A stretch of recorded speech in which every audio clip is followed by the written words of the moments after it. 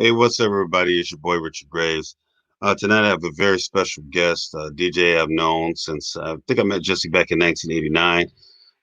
All around, probably one of the most professional guys I've ever known or worked with in Chicago.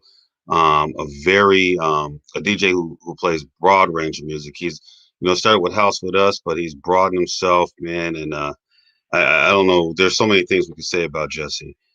He hosts and is a producer of a show called 5 O'Clock Mix and the Friday Night DJ series. He's the founder of the Vocalo's DJ Collective, quest for the best DJ competition, and the No Chicago Music Series.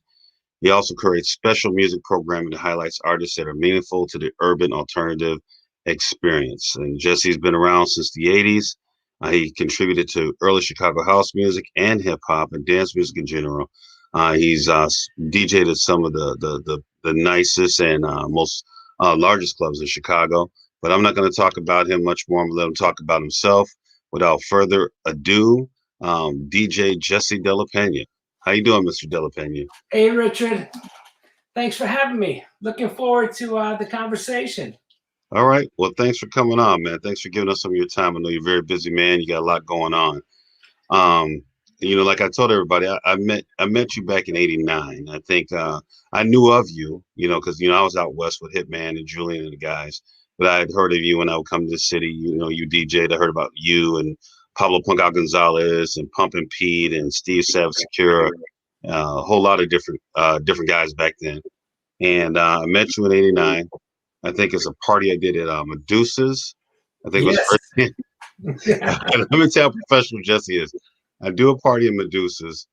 I was stupid enough to go up against one of Tony Batoy's parties. A Sunday night. We hired Julian Perez. Jesse came and stayed the whole night with us. I think there was about 20 of us there, including the DJs. I didn't have Julian's money when Julian got there. And Julian comes in. Julian's pretty cool about it. He tells me, hey, now some people you don't go up against. And ultimately, though, at that point, Julian gives me a copy's record, and I think we went out to eat or something at that. And I brought you out for a party in Aurora we did, and I think that was with Ralphie. I think we did at that time, and another great time. Like I said, you're always a professional guy, always positive, man. It's just a pleasure to be around. I got to hang out with you a little bit before I joined the military, before I went off to the Marine Corps, and we kind of stayed in contact. I watched your career and watched you just doing all kinds of things, that I'm proud that you've done. So about you, tell us how you got into DJing, how you got into music in Chicago going early on. Well, it depends on how far you want to go back. But let me just say this. Thank you for having me. Thanks for reaching out. I'm really enjoying the series. I caught the one with Man Parrish. That was awesome. I found out a lot of stuff I didn't know about him. Hitman, one of my heroes, is always great to see, Mike. And, you guys have a special connection coming from the same place. So I think you guys were one of the few people I knew from that area. So, yeah, so you're doing a great job. Continue to tell the various stories that make up this whole all-encompassing thing, house music and everything related to it, our whole Chicago and surrounding history. So it's important that you're doing stuff, and I love contributing and going back and talking about some of the early things that have played a part in whatever the scene you're in. Finding that early days and those people who are involved, I think is very important, and the people before us. So we pay homage to a lot of the people who laid the groundwork for all this stuff. So I'm ever grateful for all those folks. Okay. So I want to see how far do you want to go back, because the DJ thing was probably something that came natural. I mean, I was a breaker, I was a graffiti artist, graffiti bomber. So that kind of led into going to parties, and eventually, I was a music lover the whole time, buying records. That's just how we consumed music. And at some point, I got the bug. I had a few DJ friends and decided to start collecting and trying it myself. And that was probably maybe, 84, 85, but not seriously figuring things out till probably 86, 87. Wow, wow. You mentioned breakdancing and b-boying. I think that's a part of Chicago's history a lot of people don't talk about a lot because we have the whole house thing. I got into music as well because of breakdancing, being a b-boy, listening. That's how I came across, of course, man Parrish's music, Hashim from New York, Arthur Baker, John Roby, the stuff they did on Next Plateau, and Tommy Boy and Oh yeah. Sugar Group, Streetwise. So I mean, we started back then too, just listening to the music, and ultimately, listening to the Hot Mix Five led me to want to DJ. So you were a b-boy, you were breaking. When did you get your first set of 12s? When did you start saying, hey, this is what I'm gonna do, and I want to do these parties? Well, what happened with you and your path with that? Well, after going to parties and watching the DJs and stuff, and I had, like I said, I had a few buddies that were actually doing it, and kind of had their own equipment. So at some point, probably closer to around 86, is when I actually ended up getting my own equipment, and it was kind of a process. I was going to school, and I had a buddy who was selling one of the turntables. So I bought one and had that for quite some time. And then it wasn't until maybe at least another year or two later until I got the second one. And the second was another buddy from school that sold me. He said it was a little rough. The tone arm was cracked. It was crazy glued back together. And but it worked. It worked. My buddy Mike Huerta. And I think I paid 75, or maybe I paid $100 or something for it. So it was definitely a come up even back then. But it held out, and it let me do what I needed to do to understand how to put the music together. Having equipment in my own place and being able to practice anytime I wanted to was the key. Because I had buddies that had their own gear, but they didn't want you coming over and going off beat and hogging the turntable. So finding your own, your equipment, and actually that was the key for me. And that was probably closer to like 86. Okay. All right. And I know you come from the south side of Chicago, right? Yeah, Southwest? southeast side, but then grew up on the southwest side. I originally was born on the southeast side, South Chicago, South Deering, far east. And then my mom remarried, and we moved to the southwest side. Wow. Okay. Mm. And I think that's when I met you. I think you were going to high school out there. I think Yeah. I just got to UIC. And like I said, I had heard about you, because we were all doing thing parties. We see the flyers. We were putting flyers everywhere, so we knew each other's names and stuff. Like I said, you were one of the most professional guys. Even back then, you're young, you had the long hair and everything. But you were always professional, always gracious, man. And I do appreciate that because, sometimes it don't work out quite that way in dealing with people in business in Chicago or anywhere else. But, as I followed you, I went to the military, and then I kept hearing about you in New York and doing that. I mean, I just kept hearing your career growing. You were doing residencies at certain clubs. So I left around 90. So after that, everything just kept moving. So, where did you do your first DJ residency in Chicago, and what type of music were you playing at that? I'm Well, going to give you some screen time, so let me remove myself so you can tell the people about that. well, probably just talking about where things started as a DJ, I would say probably originally I was always collecting music, 45s as a kid. And then when it was time to like start piecing the collection together to make, a set and actually start DJing, I was probably playing just like everybody. I was buying hip hop, and I was getting hip hop because I had a buddy who was in a friend of a friend. They were in a record pool. So all the music that he really didn't like and he kind of put to the side as kind of the junk was actually hip hop stuff that you couldn't get here in Chicago. It was the stuff we were hearing on WHBK and WNUR and KKC and stuff. So that came in handy. So I always bought hip hop But as far as learning to mix and stuff, house music and high energy, that was kind of the first kind of a series of sounds I would be playing. And yeah, that was probably, 85, 86 going into it. And at some point, house is very primitive, the techniques and everything of sampling. And, as much as I liked all the stuff the guys were playing on the radio, I was getting bored at some point. So I kind of switched formats and really embraced more of the Medusa sound, the alternative new wave stuff. And that was kind of what kind of got me in the door when it came to parties and stuff. I was playing more alternative new wave stuff that you would hear up north. Yeah, there weren't a lot of DJs doing that. So that was kind of a way for me to kind of get into the parties. I was playing something different.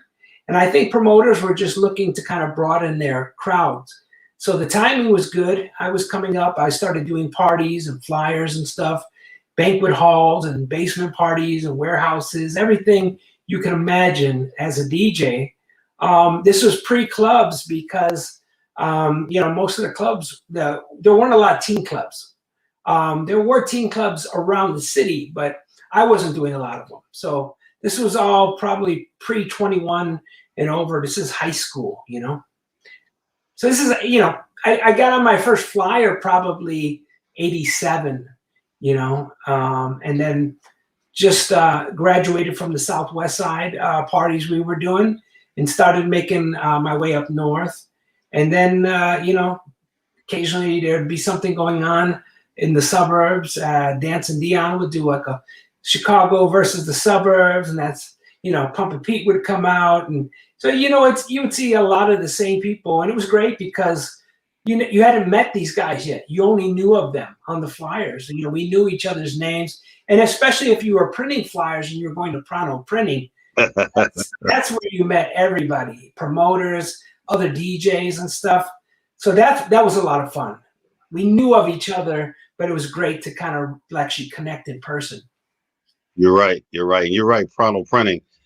For those of you who aren't from Chicago area or who didn't do parties, all them flyers you saw, majority of them were done at Pronto Printing, and we would be up there late at night. Of course, they tell us our flyers be ready at 10 o'clock, and at 2 o'clock in the morning, we're still sitting there waiting for our box of flyers. And we're all super young and having to go to school in the morning and stuff, and you'd go to the taco place down the street and kill some time, meet some other DJs. And it was definitely a networking thing at Pronto Printing. Absolutely, man. And again, now I know that you were doing a lot of parties, and also, I remember listening to you mix. You had a broad range. Me being from Aurora, like when we're talking Hitman, we always had a broad range. So we came up on the Talo disco and freestyle and high energy, all kinds of different styles. So I was always open. I did notice up north and stuff that the guys were playing up there, a lot of Depeche Mode, New Order. There was, I remember there was a club, I think it was called Candyland. It was not too far from Medusa's. Yeah. And they played a lot of that. And, with me, it was good music. I didn't care. And I agree with you. Anything can get boring, especially if it just becomes repetitive. I always liked hearing DJs like you or Steve Savage Secure, the people that played a range of things, just played good music and introduced people to different things. And that was a nice era. Late 80s in Chicago, there was still good stuff going on. I know BMX went off the air, kind of caused some ripples as far as the amount of new and exciting music that was being played. But you guys kept it alive. If I recall correctly, some of your contemporaries were like DJ Psycho Bitch and Terry Bristol and Johnny Fiasco. Oh yeah, John Lopez, aka Johnny Fiasco. Yeah. Yeah, and I was still, when I was out in California, I was still, getting the records and stuff that those guys were doing, man, and just kind of keeping tabs on all the guys in Chicago. And you guys, they as a collective, because I remember Crowbar and different places that you guys DJ'd at, that you guys kept things alive in Chicago as far as us having a scene without the radio. for that, I thank you for, because you guys are playing good music. You know, you guys are playing the stuff from New York. You were playing the stuff of Strictly Rhythm, the stuff from overseas, and you're still playing, and you're playing hip hop, not just the popular, you know, stuff, the gangster rap and stuff like that, but you guys are playing good hip hop music as well. You know, um, in the early '90s, you know, what did you start at that point? What did you start doing in regard to spinning up north? What clubs were you spinning at, and or what type of parties were you doing?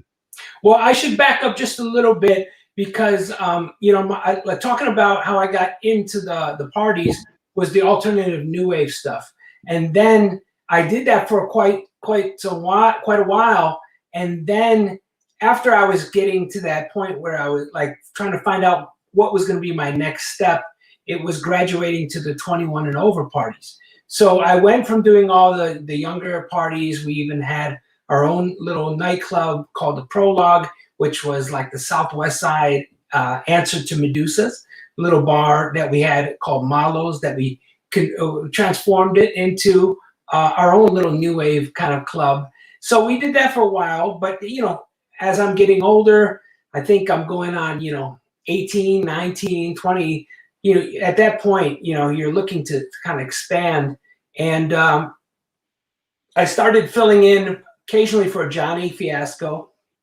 He was playing at a club called FX that was downtown in that Rush Street area. So I did a night there. I did a couple of things. You know, he was playing at Shelter, so I kind of come a couple times. You know, maybe carry records to get in. I just wasn't old enough, so I would have did whatever it took just to get in Shelter. You know, in the early '90s. Wow. So eventually, this was while I was working at Imports, etc., on Plymouth Court, the second edition of that. So I was over there with Gary Wallace and Big Ed Matthews and a few other people who worked there at the time. And the owner, Paul Weisberg, was friends with Joe Shanahan, who owned the Metro and Smart Bar. And you know, he saw me kind of practicing and coming up, and he said, you know, I'll introduce you. The next time Joe comes in, I'll introduce you to him. And you know, he made the connect, and you know, it was totally old school, like it would never happen now. But you know, I met Joe, and he's like, why don't you put a demo together or a cassette? And I recorded the cassette. I called Metro. We set up a meeting. We go up to his office up on the top floor, and you know, I'm on the couch, he's on the other side. We put the tape in, and he's like, oh yeah, I like what you did with this. Oh, Front 242 or Los Niños. Or he was breaking down everything, you know, and it was great that he was a fan of all that music. So that was my audition to be a resident at Smart Bar. The timing was a little weird because one of the, you know, probably most notable DJs from that era was Mark Steffens. And he was a Billboard reporter. He was the DJ at Medusa's, Smart Bar. He was sick, and then he had passed away. He had a Saturday night. He did a couple nights at Smart Bar, but he had a Saturday night was his main residency. And once he passed away, Joe put me in that slot, which were big shoes to fill. And as a young Southside guy, not really a Northsider, coming into that scene, there were a lot of people that weren't happy with whoever it would have been that would have taken that slot, because they were all hurting because Mark had passed. So I did catch a lot of slack early on from, you know, from some of the house heroes that you guys all know. They weren't very nice to the young kid from the South Side. Wow. Man, just that man, that's a crazy story. And wow, you know, yes, people can press back a lot when it comes to when you guys cross town. Chicago's kind of territorial like that. But I see you endured. When I came back and leave a few times, I went to the Smart Bar. I think I saw your Shelter once. You know, I didn't bother you. I was like bands DJing and whatnot. But Yeah. you were playing some incredibly good music, man. And again, you know, I know you do the hip hop stuff, but when you're playing dance music, man, I enjoy it immensely. You're one of my favorite DJs to listen to, because of Thank you. eclectic. Yeah, the eclectic way you play, you play different things that people may not necessarily expect, and it all comes together real well. So I'm a fan, you know. So You and know, again, it's been a blessing and a curse playing different music, because a lot of music that you break, people aren't ready for. You know, you mhm, play it too soon, they don't want anything to do with it. They clear the dance floor, you know, and you wait a few months, 6 months later, everybody's loving that tune. It's like, I played this, you know, you guys all walked off the floor and now you love it. But you know, that's just a thing in Chicago with breaking music. Things, you know, I don't know if they've changed that much. I think we had a little more leeway back then to kind of experiment. And, you know, we had residencies, and that's where you could really break music. mhm, One-off parties, it's very hard, you know, you need that consistency. And, you know, I've been fortunate to have some long-running residencies. I was also one of the first DJs at Kaboom around that same era. They did a DJ competition at Neo to find their residents. And yeah, me and Diz were some of the early DJs at Kaboom. And Kaboom Thursdays, I mean, you know, if you were in the city in the 90s, Shelter was the place to be every Thursday. But when Kaboom opened up, it was going neck and neck. So we were having some fun going back and forth. But it was a great time to be in Chicago. I continued to do, you know, Smart Bar was my very first residency. Much love to Joe Shanahan for looking out. I was super young. I was probably not old enough to really be in that club, but you know, I just wanted to be a part of the music. So all I would do, you'd catch me in the DJ booth, even on days that I would come and check out Jeff Pazin, who was the mhm. resident there, and he definitely helped me out when I first showed up. He was definitely like an older brother to me, you know, and that was of a time when clubs actually had libraries. So I learned a lot about music and stuff just through the library of Smart Bar. They had an amazing library that Joe had, and some of the records were Mark Steffens. It was incredible. So I wasn't driving. I would come on the bus every week. I'd bring a new crate, and they'd let me lock it up. And yeah, it was crazy the times. But they knew exactly where everything was. If I put something in the wrong jacket, I'd get a call and be like, "Hey, where's the James Brown record? I know you played it, you know." So Wow. that was a fun time. You know, I was able to play there. The Warehouse opened. I was one of the DJs at the Warehouse. I think they had a Wednesday or Thursday night when they first opened on Randolph. Mhm. So I've been fortunate to do that stuff. And then I kind of, at some point, got a little disenfranchised. I don't know. I just was hip hop was one thing that I always bought because I loved it and I was a b-boy. It wasn't something I could always play at nightclubs in Chicago, but I felt the need. I was trying to incorporate that, and it was kind of an uphill battle here in Chicago. So I went through this phase right after that where I stopped doing a lot of the big clubs and I just started kind of doing small parties, because the majority of big clubs like Kaboom and Shelter and stuff that I was trying to sell this acid jazz or hip hop or reggae or R&B, the majority of people that went there really wanted to hear dance music or house music. So it was kind of an uphill battle with that. So I kind of was rethinking my plan, and I wanted to kind of start over and just do things on my own terms, you know, and do my own little parties, play what I wanted to play, which was more down tempo, and really market it to people who wanted to hear that. Because, you know, you'd play something at Shelter or Kaboom, you'd clear the floor, and maybe, you know, 5% or 10% of the people enjoyed it or really knew what you were doing. So it was kind of like, why am I trying to do this? Let me market it to people who already love hip hop or jazz or R&B.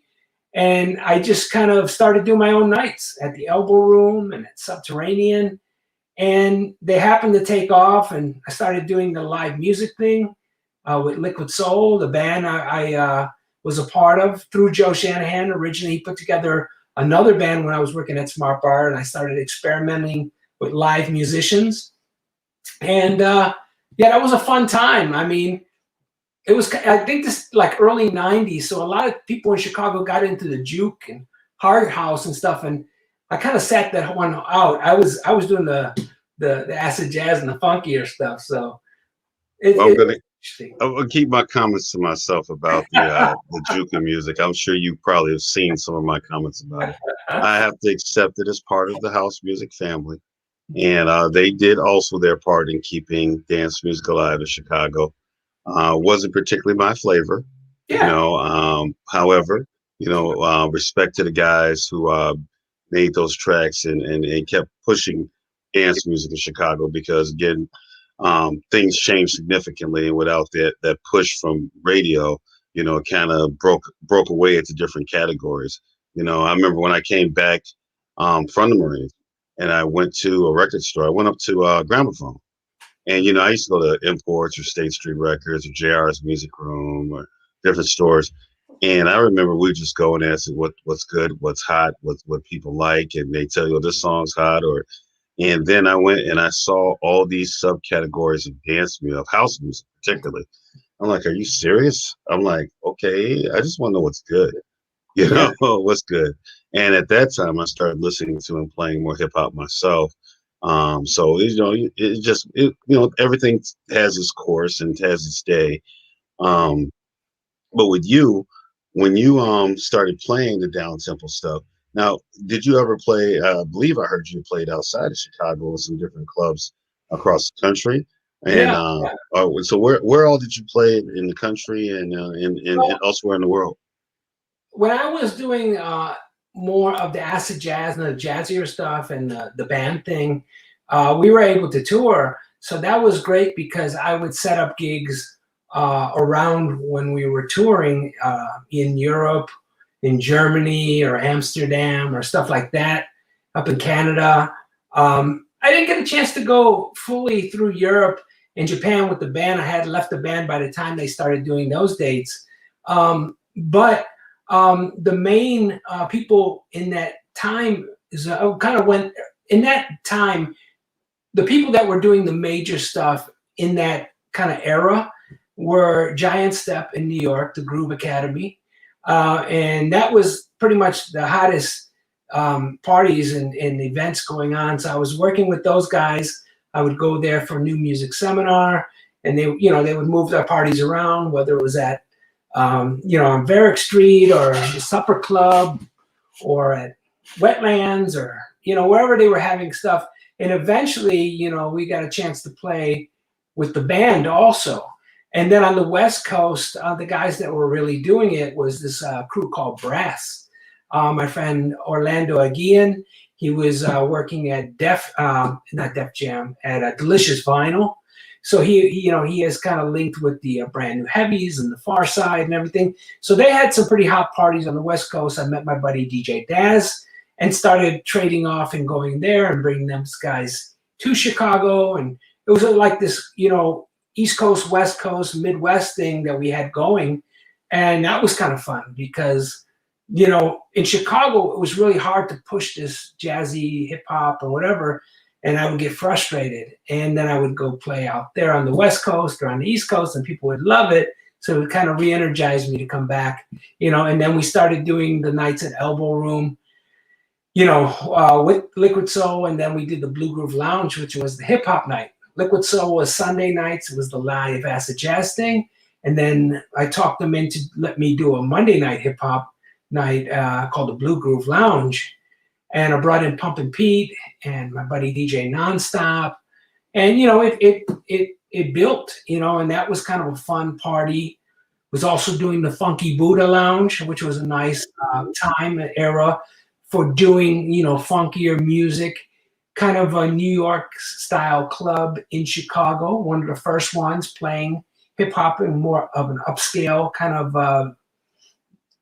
of theme. So that's bringing us into probably the mid 90s, and did that and, went on the road with Liquid Soul. And then I was on 106 Jams, the radio station, for a while. Through Jay Allen brought me in. They were looking to kind of broaden their market, maybe get more of a Latino, following with the 106 Jams. And that was fun. They let me do exactly what I wanted to do because, doing radio in Chicago, I knew what you had to do with the playlist, and you had to really be micromanaged to what you could and couldn't do. So that really kept me off of radio. But I had an opportunity, which was pretty awesome. I think the guys at Shrewd Marketing, Jay Bird and Ronadeb, they, I think, were the connect between the radio stations and kind of put me on the radio. So much love to those guys. And it didn't last for a super long time. And I was actually touring. So it was a lot of work. I'd be touring with Liquid Soul. I'd come home Sunday night, try to get my mixes in. And then like Thursday and Friday, we would leave.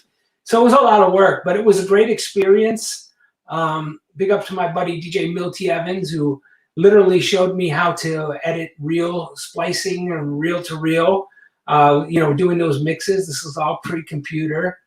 So it was a lot of work, but it was a great opportunity to do me on 106 Jams, where I was in a great slot. I think the Wake Up Show was right for me. And I think like Ferris had his Ghetto Boy radio thing right before me. So I think I was on like 9 to 11 or 9 to 10 or whatever. But, I was playing stuff like down-tempo stuff. I would throw in some Bjork or some Jig Masters or, so I was getting away with underground stuff. Nobody told me what to play, and that was great. Lasted probably, maybe a couple of years. But it was cool. They sold a radio station and went gospel. So, I remember that. But it was fun. And, some time, there was many clubs in between there, and then kind of went into doing more lounges because that's kind of where things went. I think I wasn't willing to go in the route of where hip hop was going or me. So I think I took the avenue of playing smaller venues and more lounges. So I didn't have to play all the crappy music that everybody wanted to hear at that point in time in the late 90s and early 2000s and everything. But that was fun too, So I've always tried to keep like a wide array of options, And fortunately, I've been at it for a while. The radio thing was a blessing. Before I was doing Vocalo, I was doing an internet station called smoothbeats.com. So I did that for like 7 years just to see what it was about. I did 106 Jams. I knew what it was to put radio together or put mixes together. And it was pretty convenient right from my house and be in my shorts, just wake up at 11 a.m., do the show and promote all my parties. And this is chat rooms, before the live stream and all that stuff. So that was fun. I put that to bed. I did that for 7 years. And then I got a call from my old boss, Sylvia Rivera, and she had just landed at Vocalo. We connected probably a couple years before that when she was working in Pilsen at, I think, Radio Arte. And she was the program director there, and we talked, and just things didn't work out, schedules and whatnot. So when she got to Vocalo, she gave me a ring. And it was weird because I was kind of done doing radio. I did my internet show for 7 years, and I kind of put it away. So I kind of was brushing her off nicely, saying, I don't know, I'm good. I don't know. So it was a great thing, a great opportunity. It was a lifestyle change because I was on that nightlife schedule, going to bed at 5 a.m. and going out to eat after the gigs and sleeping till 2 p.m. And it was an adjustment, but it was a blessing because, the bars, it's been harder and harder to get a fair deal in these bars with the club owners. And then the fact that everybody wanted to be a DJ and started promoting nights just because they wanted to, and actual DJs and people who counted on this stuff really couldn't get a gig. So when that stuff was happening, the timing was good. I actually got the day gig in radio, and it was still a creative thing, I had a good time, and it's probably, this is my 10th year working at Vocalo.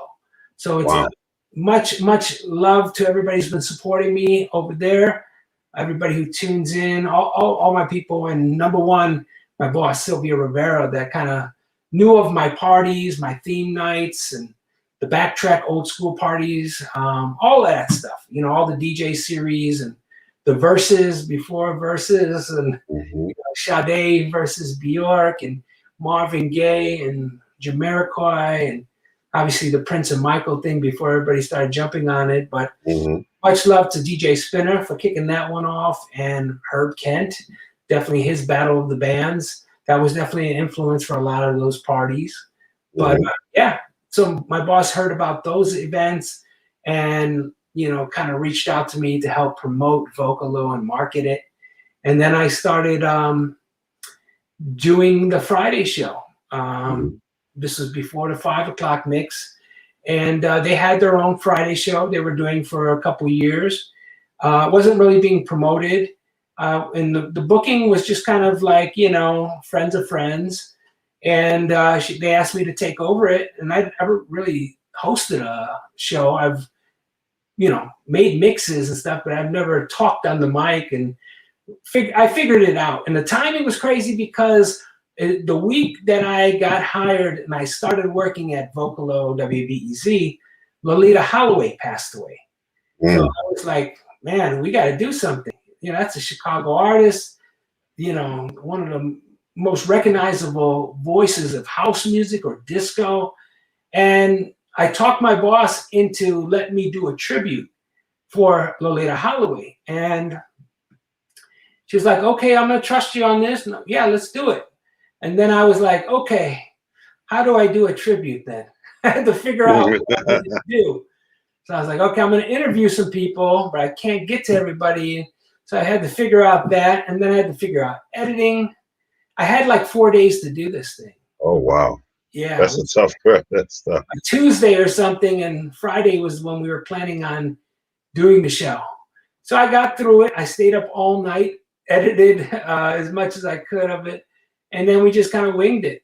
Brian Babylon was the host on the morning show, and he kind of helped me through it. He was my kind of co-host, and I was playing music and stuff. And, we've done a bunch of those tributes kind of before people passed away. We were just paying homage. Mhm. But yeah, Vocalo has been great. We created the DJ series. We created the our homage to the Hot Mix 5 and the early DJs. We have our Vocalo DJ Collective, and it's been fun. We had a DJ competition to find all the best DJs, quest for the best, and we plan on bringing that back this year. Hopefully when things get a little safer. Mhm. I've been doing a bunch of series at Vocalo. The No Chicago series is fun. It's a little history lesson. Excuse me. For Mhm. people who are a little young or maybe didn't live in Chicago, it's a little thing on Chicago club culture. And we basically dig in the crates and we tell those stories. I had a lot of them are still up on the Vocalo site or my site on SoundCloud or Mixcloud. Had a nice in-depth long interview with the Godfather, Frankie. That was a good Mhm. one with Ralphie. Little Lewis, that was a great interview. We definitely had a nice lengthy one and told his story. So yeah, all of that stuff is up there. I want to get back to doing a lot of that stuff, but there's just only so many hours in the day. Right. Yeah. Right. Then we have the 5 o'clock mix, and that's a pretty regular thing. We try to focus on showcasing DJs from all over and having them do their thing. It's feel good. It's familiar on 5, and then on Friday nights we get a little weirder and a little later night and get a little more underground. So that's always a fun thing. The B-side series we've done a bunch of stuff over there. Really kind of just giving people some different options. Bunch of different things in the works in the near future. But I just wish there was more hours in the day. Right. With family obligations and the last thing that we started and I'm still doing regularly is I brought back my De La Pena live show. That was originally before Vocalo when I was doing smoothbeats.com. I had my Wednesday show from 2 to 4 p.m. And yeah, I would kind of just, it was an all hip hop station and I was cool with that for about a year and then I got bored and then I talked them into letting me play whatever I wanted. So I was doing a Johnny Cash birthday celebration and whatever wacky thing, and they never said no. So much love to Adam over there. I just get bored quickly. Musically, I love all different type of music. I don't have anything against pop music or old school or anything. But I just look for people to do it differently and give people Hmm. a different spin on all that music. And there's a lot of music that just doesn't get played anymore. So I'm always looking to share different things. So right before or right around pandemic time when it started, my boss said, "Hey, why don't you hop on and we'll do a live stream just to kind of take people's mind off things and give them a little something."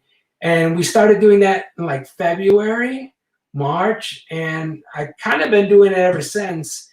It switched days, but now I do it every Tuesday on the Vocalo Periscope and my Twitch, and then we replay them live on Saturdays on the show 6 to 8, right on the radio station.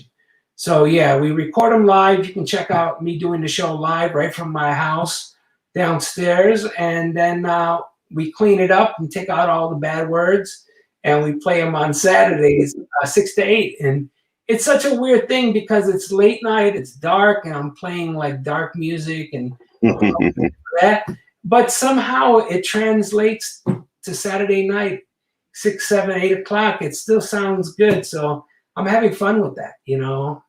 I'm always looking for mixes. I'm always looking to showcase DJs, whether it be up tempo, techno. It's got to be groovy. It's got to be put together well. But yeah, we're always looking because radio, and I know, and a lot of people watching can agree, has always been very clicky. The only Hmm. thing you got on the radio is if you knew somebody or related to somebody, you carried their records.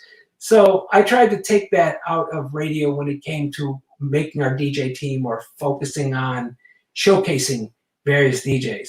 If you got a great mix, if you are good at what you do, that speaks volumes. It doesn't matter who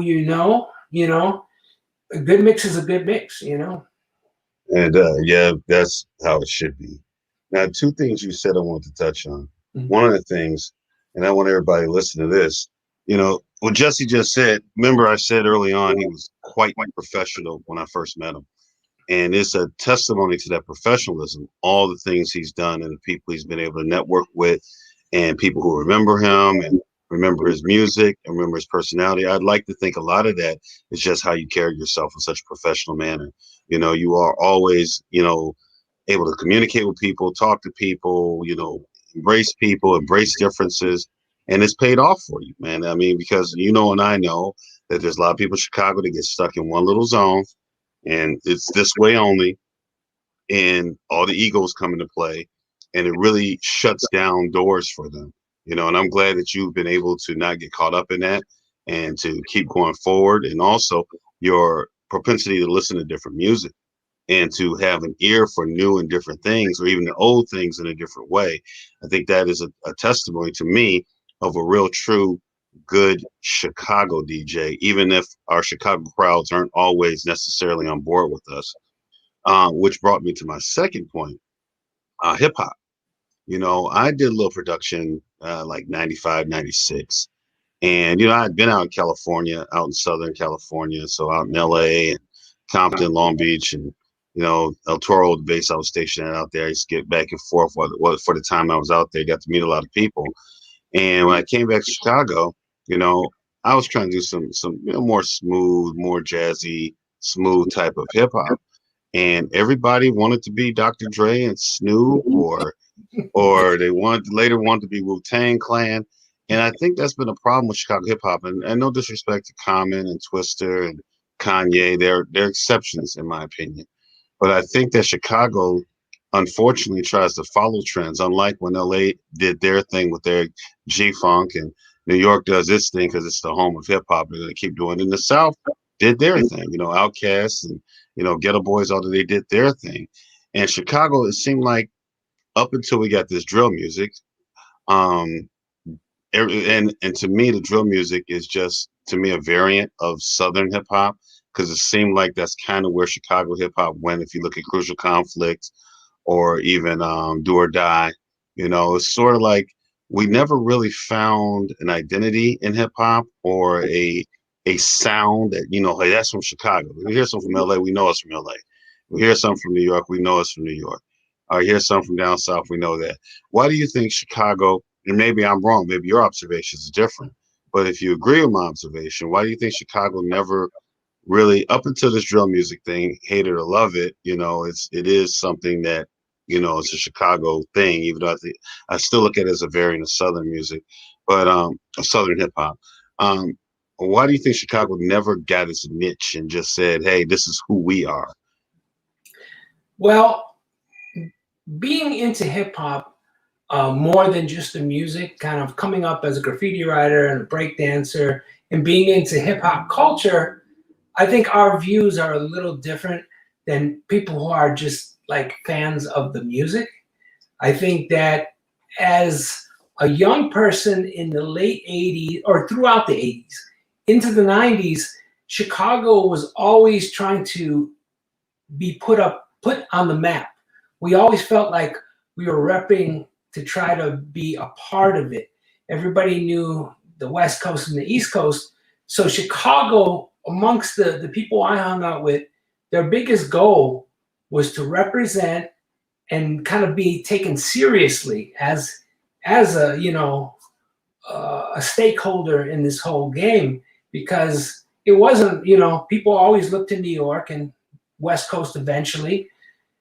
So I think that we were so busy trying to rep what we did, and because people would say stuff like, for example, how break-in came and was popular and it was coming back, and it never really left in some circles. Certain things never really went away. It's always been a part of the culture and the way people represented themselves here in Chicago. I don't know if I can put my finger on why we never had an actual identity. I would crack up when I would meet people who weren't from here, but they thought that like the West Side stuff, the Crucial Conflicts and the Do or Die stuff, it had its own sound, but they were thinking that was the Chicago sound. I just try to tell them that's one of the various sounds throughout the city.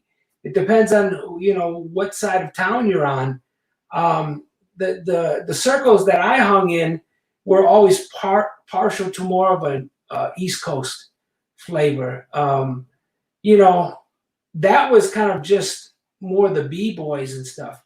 But I think just like your NWAs and I mean that era, it definitely was groundbreaking. But I think up until that era, we were an alternative to what was going on in the hood with the gang banging and the selling drugs and that lifestyle. Hip hop was a positive thing, and it was something that got you out of that lifestyle, that kept you away from that. I think when NWA and that G-Funk thing, the gang-related aspect of it came into that, that's where things got weird and just changed.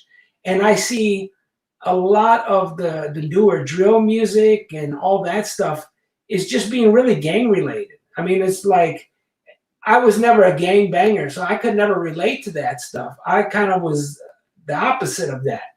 I tried to keep it positive, and people may have had different kind of pasts that were involved in hip hop. They may have started gang banging and came back and forth. But I think when you put in that darker element where it became less of an alternative to that lifestyle and became like synonymous with selling drugs and drive-bys and gang life and being just a badass and talking about that all on records, I don't know. That's never really been my thing. As much as I love hip hop and I can appreciate NWA and Dr. Dre and that stuff, I think that Chicago sound right now, what the young kids are into, is really dark and droned out and just talks about gang banging and hurting each other and killing each other and I'm going to do this to you. I can't relate to it. It's not it's not for me maybe to relate to, but it's the energy of the music. When stuff is dark and it just gives you a certain vibe, and I can't. It doesn't do anything for me. That's the Well, last. let me say this, Jess. This is something I observed as well. I one, the Chicago music, obviously, and we see there's been some murders of Chicago artists recently.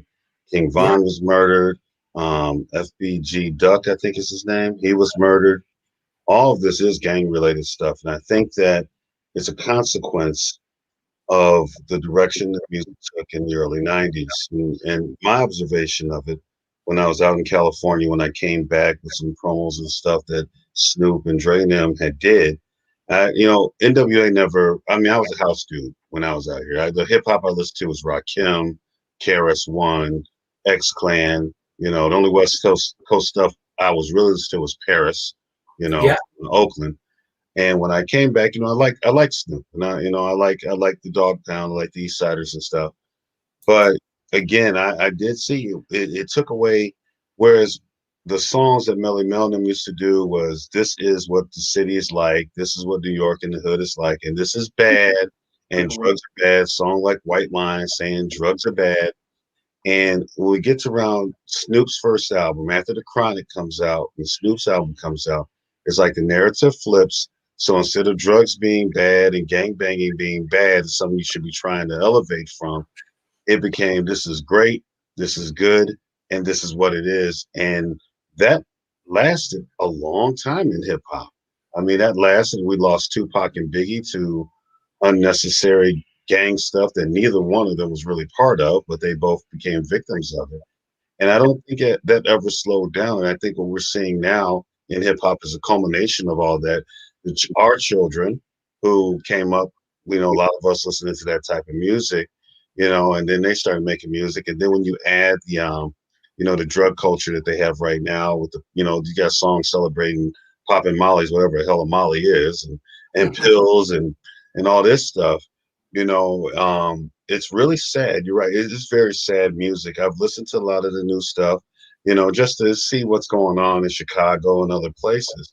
Aside from Kendrick and J. Cole and stuff like that, listening to the stuff from here, it can be very depressing because I heard a song a guy was singing. I forgot the artist. He was talking about calling his mom from prison, and his grandmother died while he was in prison, and he out there gang banging. He afraid, or he's not afraid, but he might see the ops, and they killed his homie. And man, I mean, it's reflective of some of the stuff that's going on. But you're right. I think the original intent of hip hop when we were young break dancers, 12 and 13 years old, was to uplift and to be a positive force for community change. And you still have that aspect of it. yeah. But I think that once the record sales started flying for the stuff on Death Row, and Snoop and Pac, and it just seemed like the industry kind of made a decision whether it's just for the money, or I won't say it's conspiracy to put out a negative message, but it might just be the conspiracy of making money. This is what's selling. But I've never seen a trend last this long of gangster. I mean, we're talking from 92. We're about 30 years from there now. Yeah, We're at at 30 least, years. at Yeah, least. and this is still the theme, to the point that I've gotten into arguments with people talking about hip hop. And me being a Chicago, known to be a house DJ, it's harder to have that conversation. But I've tried to tell people, said, look, man, look what we got going on. And I said it wasn't about this. It wasn't like this. And saying that the music didn't start off this way, and now people say I watch Vlad TV sometimes. I watch his interviews, and I enjoy them. But it seems like, and I've seen like a lot of different rappers, their claim to fame: if you're not a gangster, if you're not a gangbanger, you're not a real rapper. And to them, like, I hear them question Ice Cube all the time. Well, Ice Cube, he wasn't really from the hood, he was from the hood, but he wasn't on the set. And that, like, is a credibility thing. So now all the rappers have to be, you got these rappers who are grown men in their 20s and 30s joining the Bloods or the Crips to get credibility, street credibility. You got even R&B artists doing it, like Chris Brown. All of a sudden, Chris Brown, not from LA, ends up on some LA Blood set as a grown man, and it's like, this is crazy that instead of you being judged by your MC skills when it first came out, if you was a code MC, you was a code MC, and you battle as an MC. No one asked Rakim What's your street credentials? What mob are you in? Or KRS One, what do you bang? Do you bang Blood or Crip? Or it's like, or do you bang GD or BD? It's like, come on, man. I mean, I just don't understand why it's come down to you can't even be a rapper unless you're a gangster. That's just so depressing. What is funny is because, yeah, I think when things got more gang affiliated and went more street life, that's where things kind of took a turn, and I can kind of trace it to that. But it cracks me up because it reminds me of a conversation that we had recently, and we are talking about in Chicago back in the day. You really were either or, and it was kind of on some like people or folk stuff where you couldn't really like hip hop and house back in the late in the 80s or the early 90s in Chicago. Cliques just didn't get along, and there were animosity from the house heads between the hip hop heads. So I've seen a lot of that up front. So it is interesting that you had to pick or choose a side. Back, Mhm. I'm glad things opened up and kind of got looser, and now that stuff is kind of silly. But back in the day, it was kind of like, you had to pick a set, you know. Mhm. And I would be the one that would go to the house party and play hip hop, or go to the hip hop party and drop drum and bass, or what I mean? Because I just wanted a reaction. I just wanted to play good music, and sometimes I wanted to fuck with people, and other times I just wanted to show or prove a point that I could get them into it. I could Mhm. that it would open up, and I would be able to sneak some things in and maneuver, and before you know it, everybody's having a good time listening to music they normally probably wouldn't. But it's all about good music when it comes down to it for me.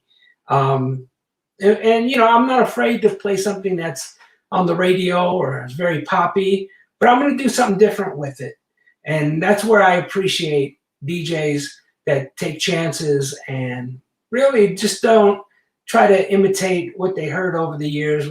Do a WBMX set, same song, same blends. All Mhm. that's been done before. That's why I'm a little over the place. It's a little scatterbrained, but I try to make it work musically. And the other thing with I'm noticing this year more so is I don't always want to play dance music. I Mhm. just I want to do sets that have nothing to do with dance music. I want, and that's what's great about my Della Pena live set is that I can really bug out, and I tell people from the beginning, this is not a mix show. It's a listening session. It's an experimentation in music. Let's have some fun. You may know this artist, but do you know about this cut that was on his first album that nobody ever plays? And it's been covered by some artists that you love, but that artist looks up to this person because they're an influence. So Mhm. I like pushing the boundaries when it comes to music. Um, I went through a lot of different phases where I would just fuck with people. I would go on death metal at Slicks or at Red No 5 or because I knew I could get people back. I knew how to get them back. So yeah, but after that happens in a night and somebody drops something crazy, the focus is on you. So you got to make it work after that. But I feel like you reset the room, and at that point you can play anything. Wow. And I'm going to say this. Um, I think it's very brave of you because Chicago's a rough crowd sometimes when it comes to different music. As you know, it comes with different dance music. If you play something that isn't Oh in yeah. within the right subgenre of dance music, people lose it and clear the dance floor. I'm gonna tell another Jesse Della Pena story. Jesse Della Pena saved some lives a few years ago. One day, I won't go into the situation, but I was pissed off something fierce. So I go on Facebook and vent, like, oh man, I'm so pissed off. And I was like, hey, any of my DJ friends, I got my flash drives. I need to spin. I didn't have any equipment at that time. And Jesse messaged me, hey, man, why don't you come through up north up here? This is spot, and I forgot the name of the place. It Oh, wasn't nice. that one I, was doing probably the backtrack party again at Debonair Social Club. yes, yes. So I get Right up around the there. corner from Red Dog. Yeah, right wherever we're right across the corner from Red Dog used to be. And I went over there with my flash drives, and I had never messed with Serato really. A couple friends of mine had some CDJs where he just popped them in, and he's like, "So Jesse has to now show me how to use Serato and let me mix at the same time." So Jesse puts me on, and I think I think he let me spin for like 2 hours, man. I played Yeah, like everything from 80s and 90s and just had fun with it, and it really brought me down. Now at that point I knew I had to buy some equipment so I could do that myself when I needed to. But yeah, this is the type of guy Jesse is. I hadn't seen Jesse in what 25 years at that point. And Jesse's like, man, yeah, I don't want to read about you in the news. Why don't you come but it is interesting how we connected because I do remember doing that Medusa's night, and I've only spun at Medusa's a handful of times. I filled in for Psycho B, on? a couple times, and I may have gotten hired to do like a one-off thing. But I remember your event at Medusa, so that was like pretty cool back in the day. And we didn't really know each other. Somehow we connected. Only person I knew from out your way was probably Hitman, Mhm. and but at some point, that's just how it worked. You knew the people's names. You're like, I'm gonna do a party. Maybe he'll bring this type of crowd and get a little this crowd, and yeah, that's what we did. And I think it was a Sunday night. Mhm. Tony Batoy was doing his thing, but I think the neighborhood new wave kids they enjoyed it and got a handful. We didn't pack out the place. We still had a good party. It was Mhm. fun, and the fact that you didn't get asked to play at Medusa. So that was a cool thing in itself, just being able Right. to play, put that on the resume. Right.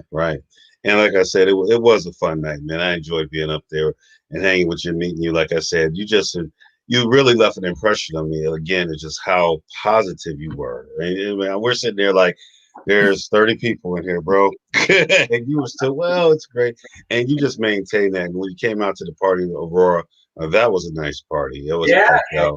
Yeah, I think I had Ralphie and I think it was either Ralphie or Julian, but I know Mark Imperial's out there, because he lived out down in Grove, so we would see Mark all the time, and it was just a fun time. And Chicago was a fun place at that time. That's when we could break records on the radio or in a club. We could play something new, and if it was hitting, every DJ wanted to see where you got it from, what it was, and they're at imports and gramophone the next day talking about, I heard this guy play this, I need this record. That was a fun time. that's how it happened. I mean, when somebody was in town or someone did a set, when I'd be working at whether it be imports or gramophone, the very next day, people would come in the record store and be like, so and so played this last night. Like I remember working at imports and Frankie played at AKA or Coconuts, one of them, and he played he may have played it twice, but he played Ron Trent's Altered States when it Oh, first come out. He played the whole thing. It's a 14-minute record. And I remember every DJ came in the very next day to imports. It was a Sunday night. They came in Monday morning, Monday afternoon, and they all wanted to know what was the record that Frankie played. And it got to the point where I couldn't even go out to the club because someone would be playing and someone would be like, Jess, what's this? What's playing right now? Do you guys got this at the store? So I would be trying to avoid people. But it that's what was happened. usually as Shazam. Yeah, please Shazam. And that was a thing. I would have people, that we all know as kind of popular DJs now, but they would come to Smart Bar and ask me every single record I would play. And then they'll have the nerve to ask me to write them down while I'm DJing. I'm like, come I on, know. really?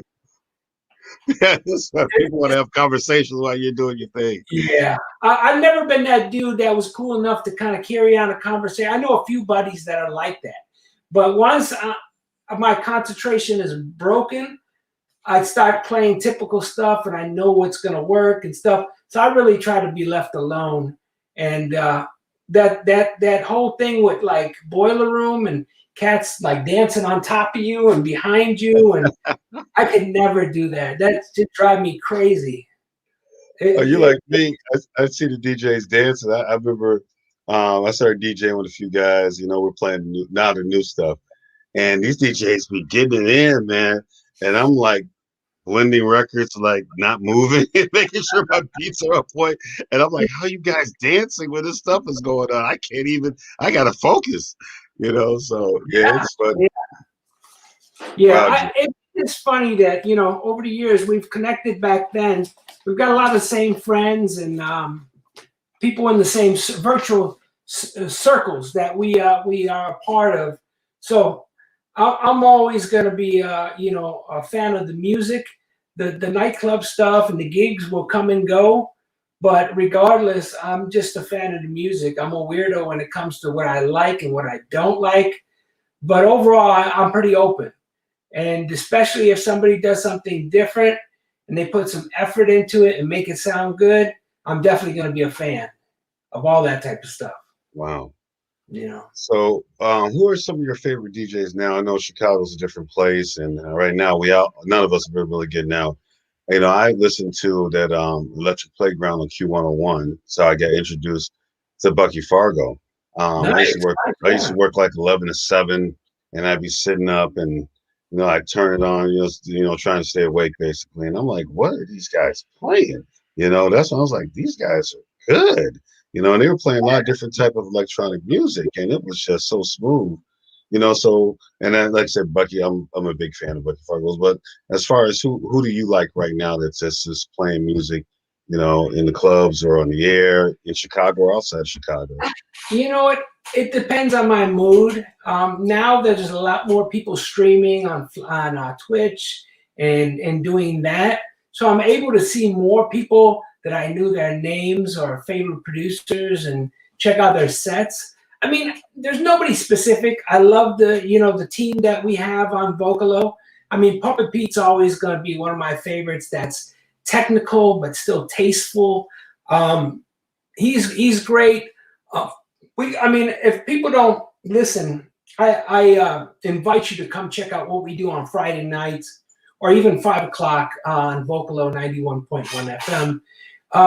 It's a great mix of people. I mean, let me think if there's anybody specific, but it depends on my mood. If I want to Hmm. go deep and dark, or if, sometimes I just want to keep it lighthearted. Um, I mean, I'm kind of drawing a blank right now. Well, Uh, tell everybody because we've been rambling. I've been rambling. I want you to tell everybody because I've caught your show on quite a few occasions. Tell everybody what station and what time your shows are because I want the people to come and listen to you because if you like good music, if you like listening to new things, and you like if you have an ear for good music, I'm telling you, these are the shows you should be listening to. Not to disrespect or nothing against any other radio shows yeah. right now, but I can only tolerate a lot of the mainstream stations. I'm not mentioning any names of any stations, but their hip hop Well, shows are horrible to me, and their dance music shows are a joke. So you got to catch the stuff like this. Jesse, tell us what station and what time that people can check you out. Well, I am on. I mean, I work for Vocalo Radio, 91.1 FM. We've got a free, downloadable app, mobile app for, Androids and iOS on iPhones and whatnot. So online is always best. If you're in the city and you're close to the lake, or maybe you're in the middle of the city, you get a decent signal. You go out to the burbs, you're probably not going to get a great signal. So now it's probably best to catch it on your phone or if you're in the car. But yeah, 91.1 FM or vocalo.org. You can catch me all week on the 5 o'clock mix. We feature various DJs, bigger name DJs, up and comers, but overall it's a wide range of music, mainly dance music. 5 o'clock mix is always a little more feel good, a little more familiar, without being the same old same. Mhm. That's important to say. And then Friday nights from 6 till midnight, 91.1 FM.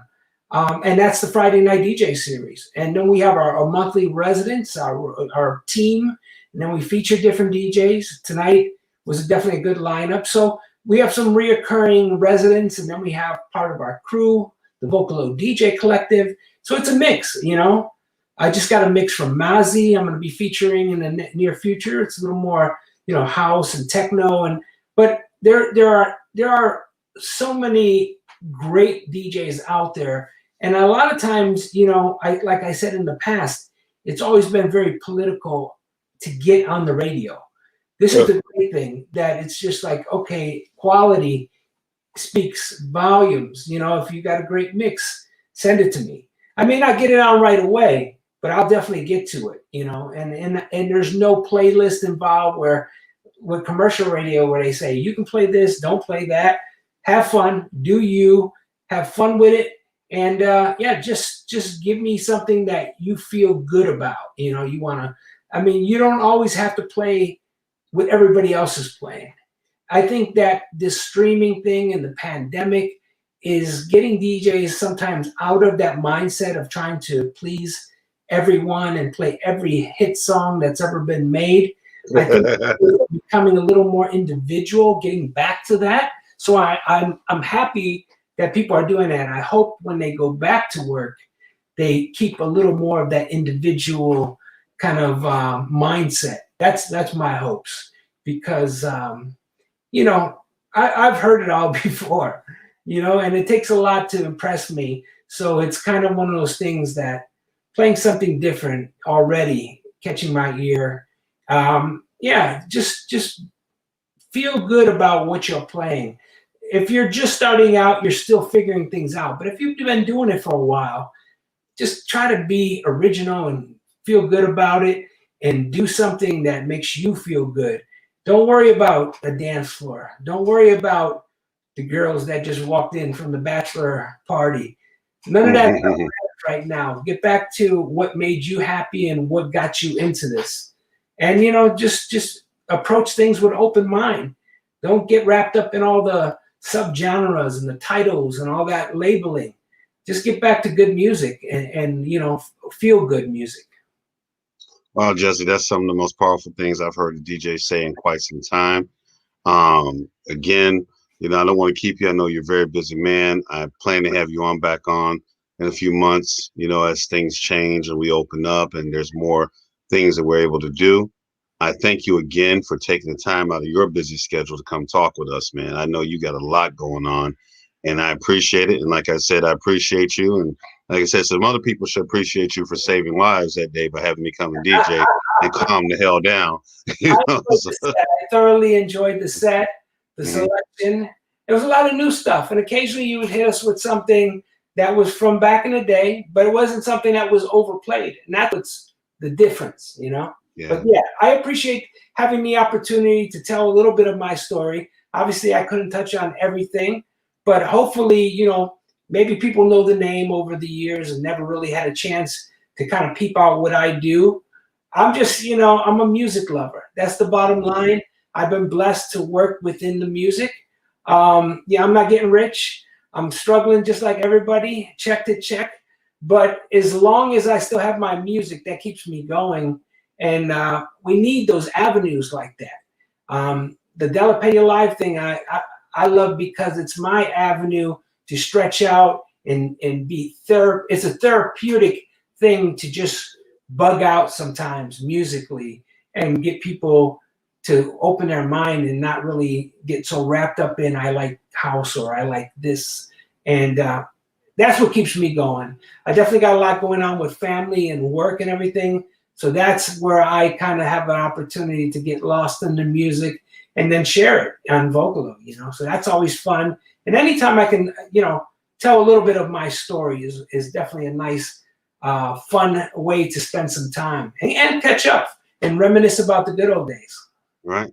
Well, man, like I said, thanks again. And I also want to add the fact that you give DJs that opportunity who they don't have to be super big name to come and send you a mix.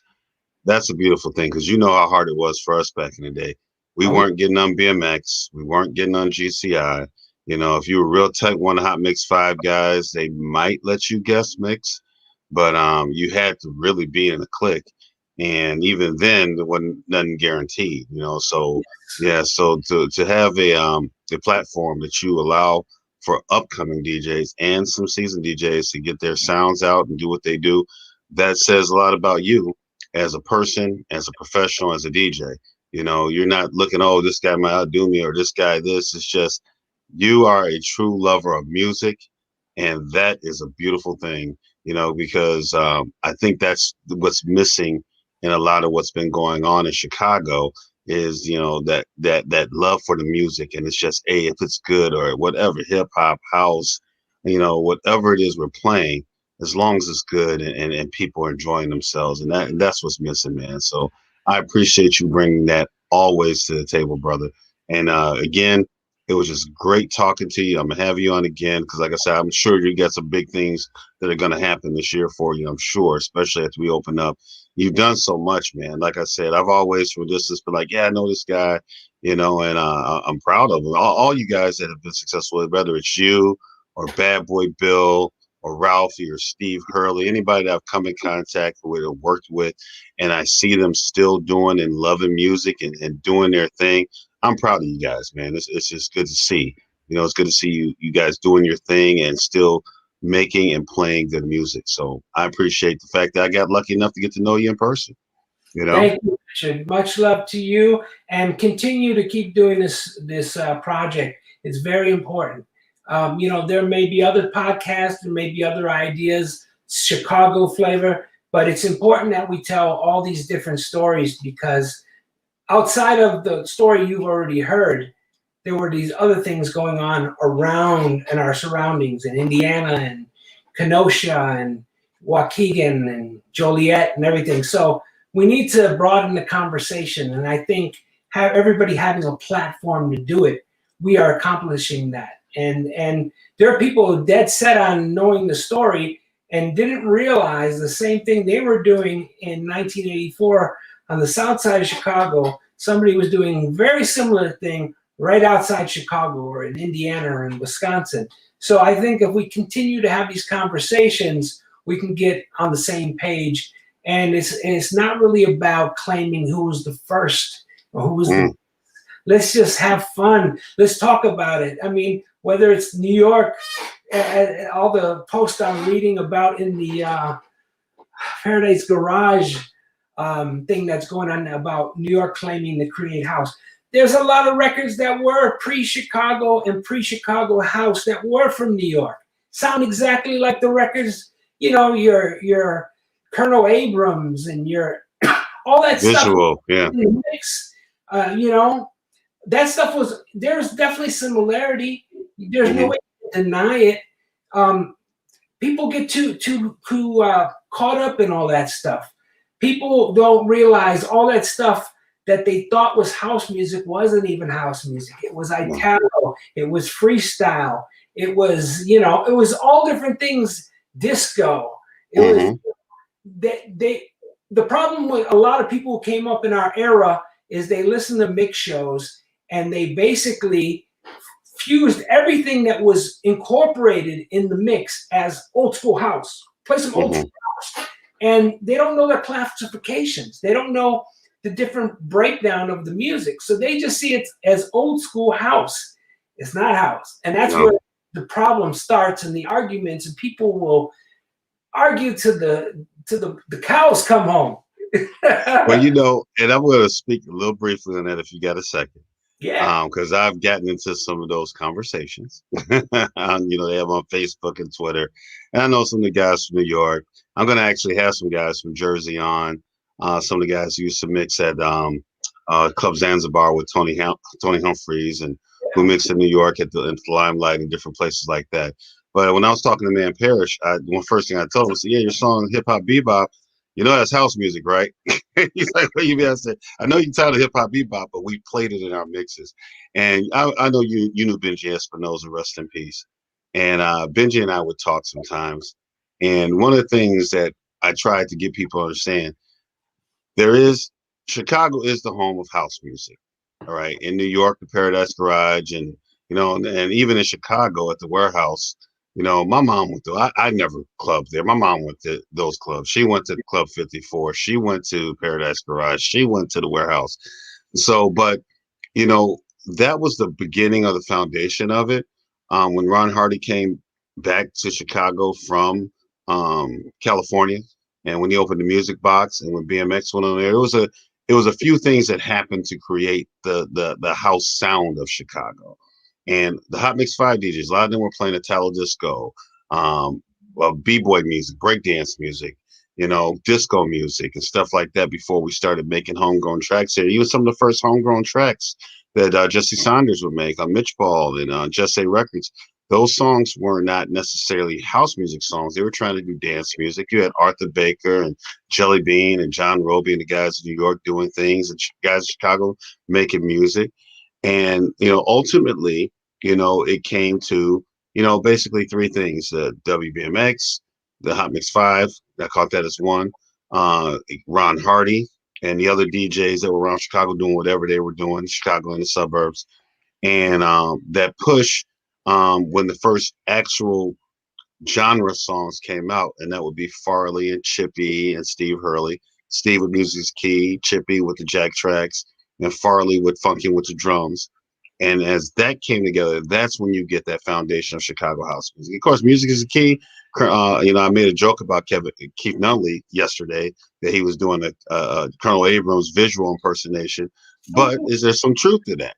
That's some foundation and inspiration. And the Prelude songs are coming out, and the Philly International songs. The stuff that they were doing in New York.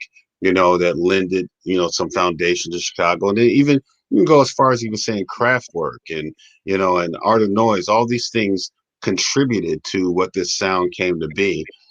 So, but I do agree with you. There are so many arguments about who. It's not so much. I think it's pretty agreeable that house music comes from Chicago, the genre itself. Originates here.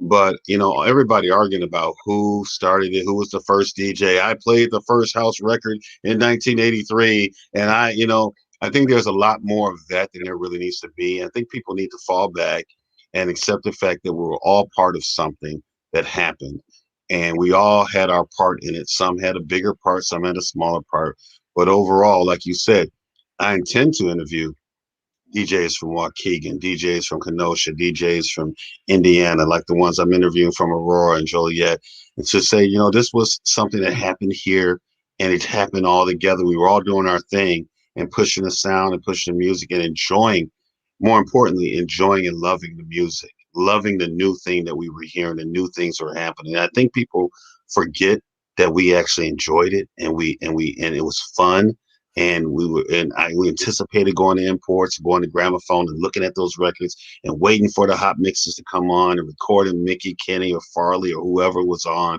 or going to clubs out in the suburbs like Dillagas or Julian, or up to the Rainbow where Tony Batoy was throwing his parties, or to Medusa's or to Janelle's, or out south to Sawyer's or Mendel.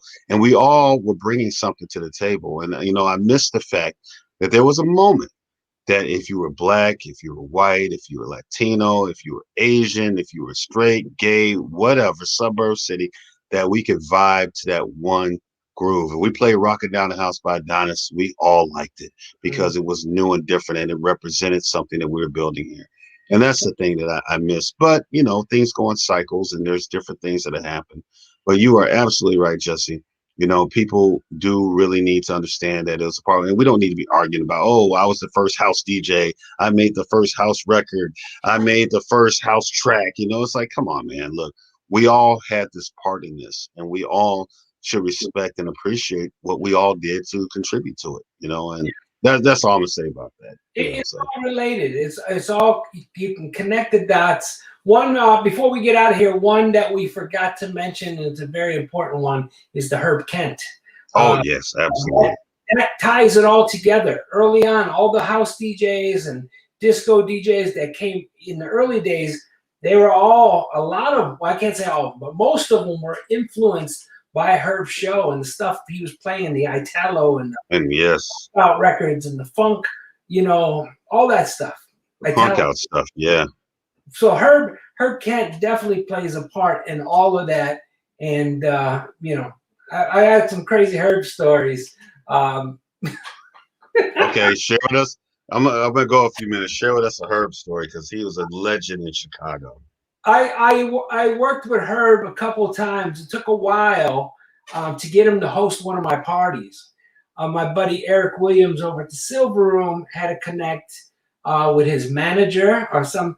Eric's an interesting cat because even when I did my Lolita Holloway, I interviewed him, and he as a I think a high school kid or a teenager, he went and had dinner at Lolita Holloway's house. So I had interviewed him. Mhm. So Eric connected it, and it took a while. And Stevie Wonder was when I was doing my theme parties, and I was doing a Stevie party annually, and just kind of throughout at Dark Room on the Ukrainian village area up northwest, and we decided on him hosting. It was on the day Stevie played the Taste, the very last time. So it was a big night. So we had the after party, and I got Herb to host it. He came early to do a sound check, and Ukrainian Village is not really. It's pretty kind of I want to say a yuppie area now. It's pretty gentrified. So I was in contact with Herb's manager, and we were inside doing the sound check. And let me just say this: a lot of folks, your grandparents' age, they remember a very different Chicago, very racially charged. Certain sides of the city you just didn't go to. As a person in their 80s, they look at that stuff way different than things or the way people look at it now. Things gotten better, but when you're talking to an older person, you cannot convince them of that.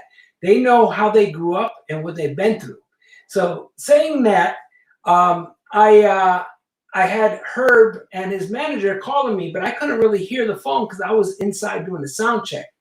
And I guess they were in front, but they wanted to come in, and the door was locked. It was before they opened the club.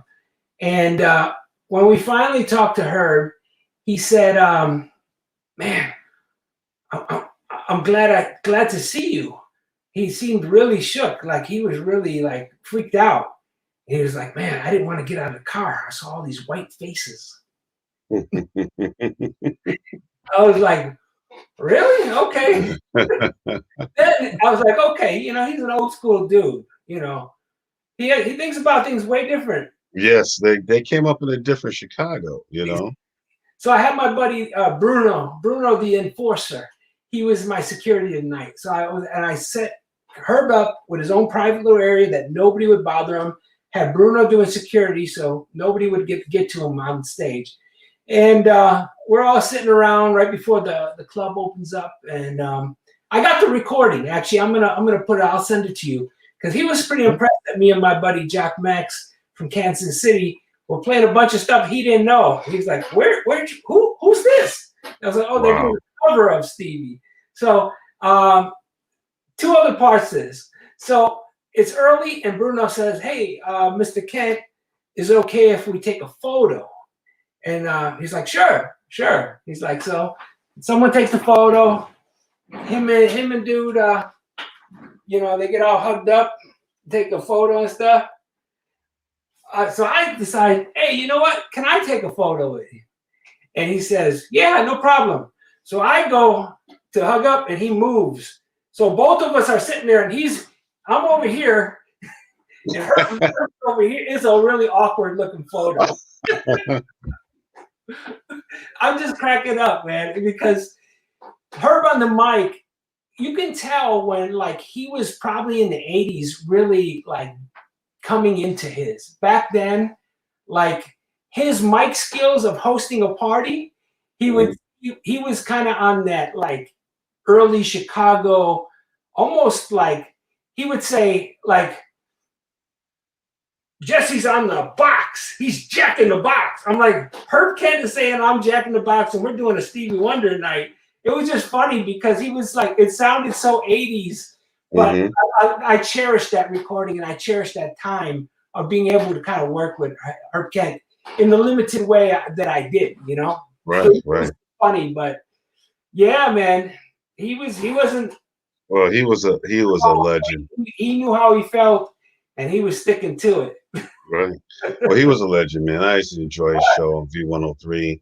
When he did his battles, particularly, they were always interesting. He always had a story about the artists, he talked about the OJs. He had a story. This happened with the OJs when they were here, and I mean, he knew the people, he knew the music, and he was. I mean, as a historian, I love hearing people like him, and even yourself, because you're telling a lot of history about what happened in Chicago and things that you went through, and situations that you were in, and the range of stuff you've done. You're one of the few guys I've known that worked with live musicians.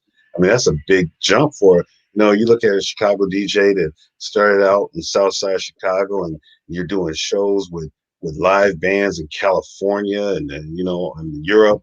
That's impressive, bro. That's quite Yeah, impressive. thank you. I mean, for me, it took some getting used to, but I definitely credit Joe Shanahan at the Metro for forming this band and saying, hey, I want to incorporate you on the turntables and get you outside of the DJ booth, get you on stage with the band. I didn't know anything about. I wasn't musically inclined. I knew beats and breakdown intros. So it took a while to kind of figure out the structure of a song and bridges and A parts and B parts. And so I was fortunate to learn from Liquid Soul, which is the band I was a part of, who actually has some new music out. So we get a little plug. They got a new CD called Lost Soul, and it's on Bandcamp. I think you can pre-order the whole thing right now. But yeah, it's a lot of live recordings of the Liquid shows of the past and stuff. Now, the one thing I was going to ask you, I know that Liquid Soul got put up for a Grammy. You were at the group at that time when they got put up for a Grammy? Yeah. No, did you guys get to go to the Norris Awards? They did. There was something going on, I think, or I may have just left right around that time. But I'm still on the record and everything was cool. But yeah, I think I may have left right before that. But yeah, I mean that's pretty big accomplishment amongst the group, and much love to Mars Williams and the rest of the guys. Tommy Klein, who put the band together pretty much. Me and him, we were in a different band that Joe had assembled back in Smart Bar, Joe Shanahan. Mm-hmm. But Mars, he's played with everybody from Duran Duran to Power Station and Psychedelic Furs and all that stuff. So Mars Williams, he's definitely doing his thing, and I give it up to him because he took us to another level. He knew the music business. He had the connections. So we did get a record deal with Arc 21, which was a label that Stuart Copeland from the Police, his brother Ian Copeland, who used to own IRS Records, he had a separate record called Arc 21. So we were on his label. So we got a chance to do some dates with Sting at Madison Square Garden. We did a couple nights. So that was kind of fun. Sting, yeah. It was cool. I mean, that was cool times. And just to kind of even play the theater part of Madison Square Garden, that was fun. Wow. I'm going to ask you about a few people because of your eclectic taste, and you may have known them, you may not. I'm just going to get your opinion because these are people that I like that are different from the normal house music that I play. I'm going to ask you about The Roots. You ever meet them? Because I love everything they do. The early Roots record, I was just talking about that before they were signed to Geffen and they kind of got their big deal. They were signed in Europe, and Giles Peterson, who's definitely the tastemaker over there, who has a bunch of different labels and stuff, but he was a big part of the whole acid jazz thing. He signed them early on, and they had a deal, and they had a record come out pretty early on before they blew up here in the States. But they were doing work in Europe for a good couple years before anybody even knew them, and unless you lived in Philly. But yeah, definitely saw them come a long way over the years. I remember meeting Jill Scott before she was even a big person at the House of Blues, and being introduced to her backstage at the Root Show, and her doing "You Got Me" before Erica recorded it. And then this record blew up and Erica was on it. And I was like, oh my God, I remember meeting her. And then she was a star. It's kind of crazy. Wow. Okay, and Far Side. I've always loved Far Side. Never met them, never. I just love their stuff. I love their early stuff. Every time they put out something, I like it. Yeah, I mean, those early records, I really wish they could have stayed together as a group. I mean, I've heard some solo Fat Lip stuff, his stuff he did on DJ Honda's album.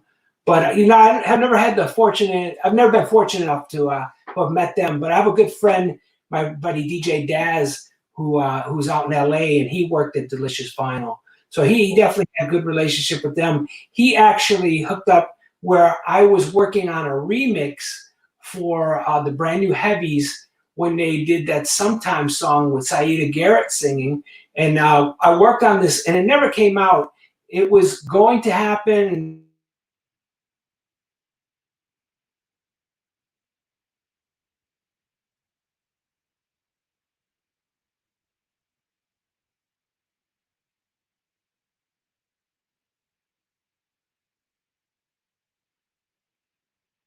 I think Jesse froze a little bit there, and all right, he's back. I got a little worried. Yeah.